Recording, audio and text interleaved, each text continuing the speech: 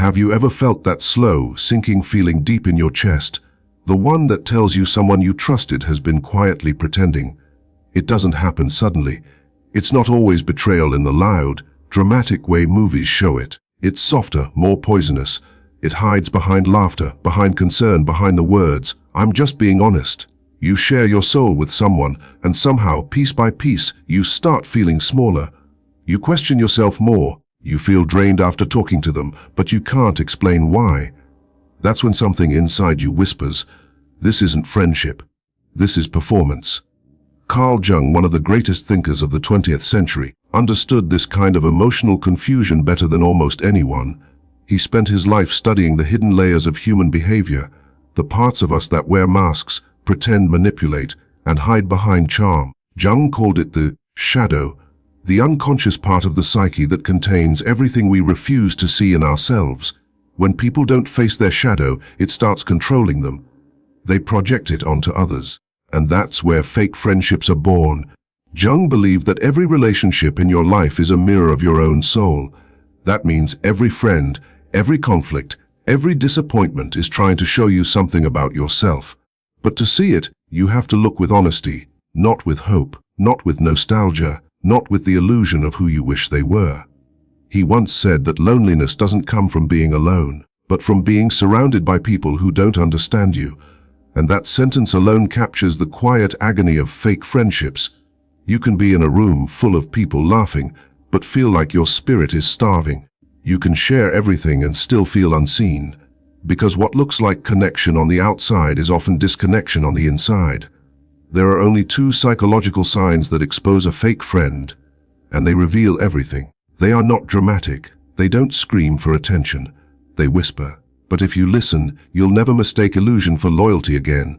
The first sign is energy. Jung often spoke about psychic energy, not in a mystical sense, but as the life force that fuels your mind and emotions. He said that every interaction you have either replenishes or drains that energy. You've felt it before. With some people, you leave the conversation feeling alive, grounded, clear. With others, you leave feeling heavy, confused, or strangely guilty for no reason. You replay what you said. You wonder if you offended them. You doubt your worth. That's your psyche's alarm system going off, warning you that something in this dynamic isn't honest. It's not just what's being said, it's what's being exchanged energetically. A fake friend doesn't need to insult you to hurt you. Their energy does it silently. They smile with their lips but not with their eyes. They comfort you in your pain but vanish in your joy. They always seem to be around when you're struggling, because your struggle makes them feel needed, important, superior. But when you start to grow, they subtly pull away, or worse, mock your change. Jung saw this pattern repeatedly. When people live unconsciously, they can't celebrate someone else's wholeness, because it reminds them of their own fragmentation. He believed that every relationship either expands or contracts your consciousness. Real friends help you grow into your authentic self. Fake friends keep you stuck in the version of you that serves them best. Have you ever noticed that some people seem to prefer you when you're smaller? When you doubt yourself, when you play safe, when you stay quiet, they're comfortable. But when you start shining, when you express your truth, when you begin loving yourself, suddenly there's tension. They become distant or subtly dismissive. They may even joke about you, saying things like, "You've changed." But Jung would say, that's exactly what's supposed to happen. The moment you evolve, you stop fitting the narrative they created for you, and people who were attached to your old self will resist your growth. The truth is, fake friends are not always evil. Most of them are unconscious. They don't even realize they're playing roles. They live through what Jung called the persona, the mask we all wear to fit into society. The problem begins when people mistake their mask for their identity. They start believing they are that image. And once that happens, every connection they make is through pretense, not authenticity.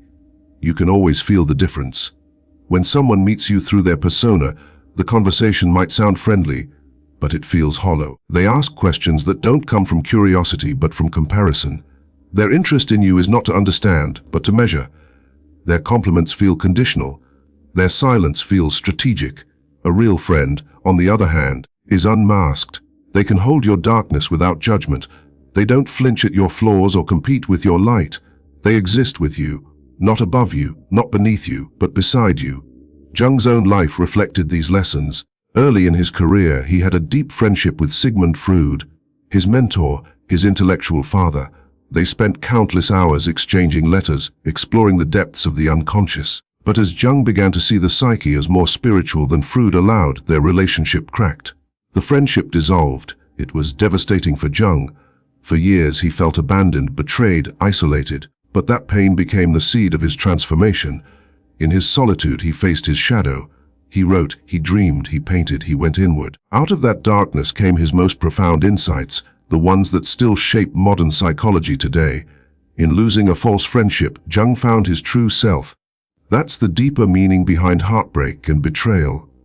It's the psyche's way of stripping away illusion. The pain feels unbearable because it's breaking down your attachment to what was never real. When you're around someone fake, your intuition knows before your mind does. You may start questioning yourself, am I too sensitive? Am I imagining this? Maybe I'm just insecure. But the body doesn't lie. You feel it in your chest, in your gut, in the tightening behind your eyes. Jung believed that the unconscious communicates through sensations, not words. So when your energy drops around someone, that's your inner self saying, this connection is unsafe. You might remember moments, the little betrayals that didn't look like betrayals, the way they changed the subject when you talked about your dreams, the way they stayed silent when others mocked you, the way they gave advice that always made you doubt your instincts. Each of those moments was your unconscious noticing something your conscious mind didn't want to see. Fake friends survive on confusion. They gaslight you into thinking that your discomfort is your own fault. But in truth, what you feel is your integrity trying to protect you. Jung would say that every fake friend you encounter is an external symbol of your own shadow work. They appear to teach you where you still abandon yourself. Maybe you grew up believing love had to be earned, so you overgive in friendships. Maybe you fear rejection, so you stay silent to keep the peace. Maybe you crave approval so deeply that you tolerate disrespect disguised as honesty. Each time this pattern repeats, it's an invitation to wake up, to stop betraying yourself for connection, to choose truth over comfort. The second psychological sign that reveals a fake friend is that they never meet you soul to soul. Jung described the true meeting between two people as a sacred event, a merging of souls where both are transformed. But most people, he said, never experience this because they live entirely through roles. The helper, the victim, the clown, the savior, the critic. A fake friend doesn't meet you. They meet the version of you that fits their role. If they need to feel superior, they'll see you as broken. If they need validation, they'll see you as the audience. If they need control, they'll see you as dependent. They'll never truly see your wholeness, because your wholeness threatens the story they've built about themselves. You'll feel this lack of soul connection in subtle ways. You open up about your pain, and they listen, but you sense they're not really with you. Maybe they offer advice instead of presence. Maybe they turn your story into theirs. Maybe they say, I know exactly how you feel, but the words feel empty. You walk away feeling more alone than before. Jung would say that this happens because their mask, their persona, can't tolerate depth. To meet you soul to soul, they would have to remove it, and that terrifies them. The persona protects the ego from vulnerability. Fake friends fear truth because truth dissolves control, so they stay in the shallow end, where everything looks fine. But you can only pretend for so long. Eventually, the cracks show, gossip starts, resentment grows, their mask slips, and you finally see it, not the version of them they presented, but the truth underneath. It hurts, but it also frees you. Because once you see the truth, you can never unsee it. Jung often wrote that the soul doesn't want comfort, it wants growth. And growth rarely comes without loss. Losing fake friends is a kind of shedding, a painful, necessary purification of your circle and yourself. You learn to stand alone. You learn that solitude isn't loneliness, it's sanctuary. He wrote, the privilege of a lifetime is to become who you truly are. But to become who you are, you must release who you were pretending to be.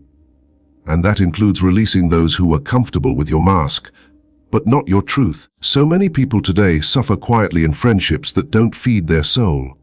They keep smiling, keep showing up, keep tolerating half-hearted connections, because the thought of being alone feels worse than being unseen. But Jung would tell you solitude is where the real friendship begins. The friendship with your own soul, When you stop chasing validation, your energy changes. You stop seeking attention and start radiating presence. You stop explaining yourself and start observing. You begin to notice who meets you in silence, who respects your boundaries, who listens without needing to fix you. These are the ones who can meet you soul to soul. You'll notice that as you grow, your circle gets smaller, but purer. The noise quiets down, the chaos fades. There's peace, and in that peace, something beautiful happens. You become your own safe place. You no longer fear being misunderstood because you finally understand yourself. This is individuation, Jung's word for the process of becoming whole. It's not about perfection, it's about integration. You face your shadow, your insecurities, your fears, and you stop projecting them onto others. You no longer need to impress or prove, you simply are. And from that wholeness, real relationships are born. The truth is, fake friends aren't just a test of loyalty, they're a test of consciousness. They appear when you're ready to outgrow illusions. They challenge you to trust your intuition, to honor your boundaries, to walk away from what no longer aligns with your growth. And as painful as it feels, it's sacred work. You are not losing people. You are losing patterns. You are not being rejected. You are being redirected toward authenticity. When Jung lost his connection with Freud, he entered what he later called his night sea journey. It was a time of deep darkness, confusion, and isolation.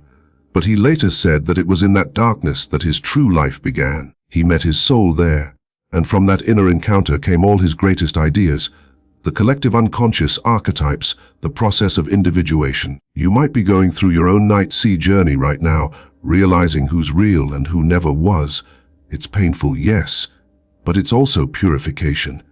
Every person who leaves makes room for something more aligned. Every disappointment cleanses the space where truth will grow. In time, you'll see that fake friends didn't break you. They woke you. They showed you what you will no longer tolerate, and in doing so, they handed you back your power. Jung once said that, until you make the unconscious conscious, it will direct your life, and you will call it fate. The people you attract are mirrors of your inner state. When you start loving yourself deeply, you stop resonating with those who feed on your insecurity. You stop chasing half-hearted energy. You stop begging to be seen. You become magnetic to truth, and truth doesn't need to be loud. It doesn't demand attention. It simply is. So if you've lost people lately, if you feel the ache of detachment, know this: it's not the end of your story. It's the beginning of your freedom. You are being invited to love yourself enough to walk away, to choose stillness over noise, to choose peace over pretense, to choose depth over approval.